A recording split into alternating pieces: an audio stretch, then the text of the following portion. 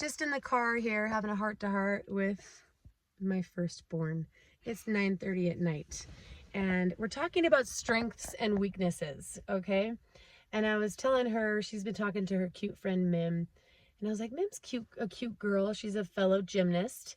She's teachable. She's a humble, kind girl. And Adana's like, I'm not like that. And I was like, look, we all have different qualities, for good or for bad. And one of Adana's things that I really like about her is she's got instinct. She's wiser than her years. She's an old soul. She's like, I don't want to be an old soul. I was like, no, it's a good thing. It means you have a maturity and an intellect and,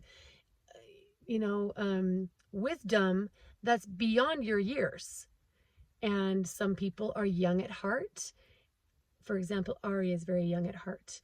And Adana is an old soul. And Treyu is an old soul. And it's just, we all have good things and bad things. And one of the things that I was tormented with as a young girl, I got called 3 things when I was young. Adana named 2 of them.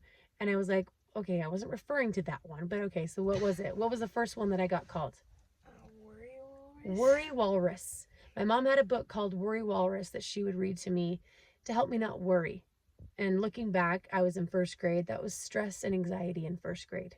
1st grade! I had stress and anxiety, you guys.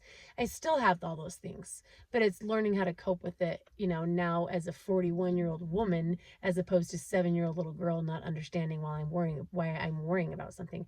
Number 2, what was I called? This is the one I wasn't asking for, but what was it? A hairy gorilla. I got called a hairy gorilla in elementary. Broke my freaking heart. Since then, I've had a lot of laser hair removal because it's true. It was true. And then the 3rd thing that I'm telling her that my mom would say to me all the time, and they would sing me this song growing up. You ready? Yeah. Every party needs a powder. That's why we invited you. Party pooper. Party pooper. So you could say every party needs a pooper, but she'd say every party needs a powder, because I was a pout. I would pout if I didn't get my way. I would pout if something was not the way I wanted it to be, if I had an expectation that wasn't met, if I fell on the beam, if I did bad on a math test, I pouted. Like that. And my mom would say, Julie, people don't want to be around you when you're a party pout. And I'd go sit in the corner and wallow in my own grief. Every party needs a powder, that's why we invited you. Party pooper, party pooper. So, do you guys know that song? Has it ever been sung to you? We all have our things that we suck at. And we have things that we are great at. So try to find the balance between your crappiness and your amazingness. Find that middle ground. Don't rip on yourself. Work on the things you suck at. And take pride in the things you're good at. All you do is think about the things you suck at. Remember what you're good at. Capiche? Yeah. Hello everyone. It is Tuesday afternoon. I just got back from taking Adana to gymnastics, and I'm just folding a whole bunch of clothes as I sit here. I like the pictures of my babies right here.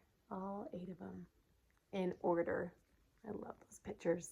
Anyway, I was thinking today about how yesterday I felt so unproductive. I had phone calls come up that I wasn't expecting, a meeting pop up that I wasn't expecting to take, a problem that I had to deal with that I wasn't expecting to take care of, and just things kept kind of compounding. And I was like, oh my gosh, I got nothing done, which is why I have all this laundry, and I have dishes that are just full in the dishwasher that I need to unload. And anyway, I have a ton of stuff to do, at least around the house. And I was saying to myself, oh my gosh, I didn't get anything done. I was so unproductive. And I had to say to myself, but I had a heart-to-heart with Adana for an hour. And that's productive, right? That's being a good mom. I have to give myself like daily affirmations that I am doing a good job and that I'm doing the best that I can under the circumstances and under the exhaustion and just doing it by myself, basically. And so I had to tell myself, no, it was productive. I talked with her for an hour, and there were tears shed because she's having some issues with gymnastics and with girl drama and with friends, and it's just one of those tricky things that need to be worked out, and kinks need to be smoothed out and evened out. And so I was able to do that, and I'm trying to switch my frame of thought by saying, okay, no, that was productive. That is part of being a mother. That wasn't taking time out of my day or away from me, because it was all part of the plan for the day. You know what I mean? I'm so structured that sometimes I'm like, okay, Julie, just chill. It's okay if you don't get to the laundry. It's okay if you don't get to the dishes. Like, they'll still be there waiting for you. Don't worry about that. But it was a good reminder for me that of what's really important. And I felt like I had a win. And I didn't yell at her.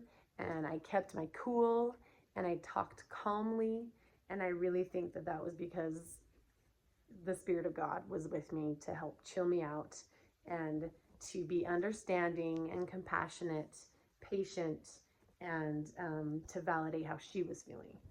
So anyway, I'm paying the price today with a ton of laundry, and I'm super tired from daylight savings. We all are dragging. The whole state is dragging.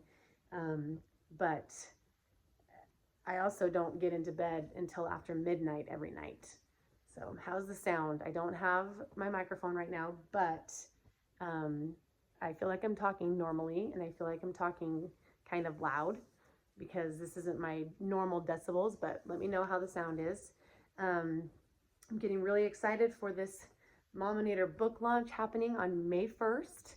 The book should be available then too. It is the cutest one yet. The artist is so awesome. The illustrator, he's so good. He's a boy this time around. And I'm going to have some vendors there. One of them is a piercing company. I'm like, what should I pierce? Should I pierce something? I've always wanted one up here. Should I do it there?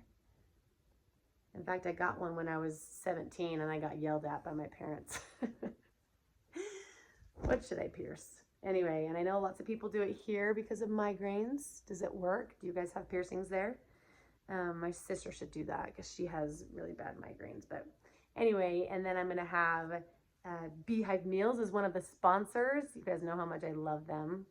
And anyway, some other people who are going to have their booths and their businesses to set up, because we've already got 300 tickets sold.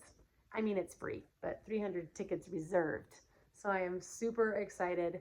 I got to find me a tech guy who can do all this stuff for me and do all the lives and everything like that. So anyway, grateful for all of you. I'll get to those messages, I promise. I'm just drowning. Thank you for supporting and for loving us and for loving Xander and how he did his speech, and Adana through all of her mental blocks and all the rest of the kids. I'll be back soon.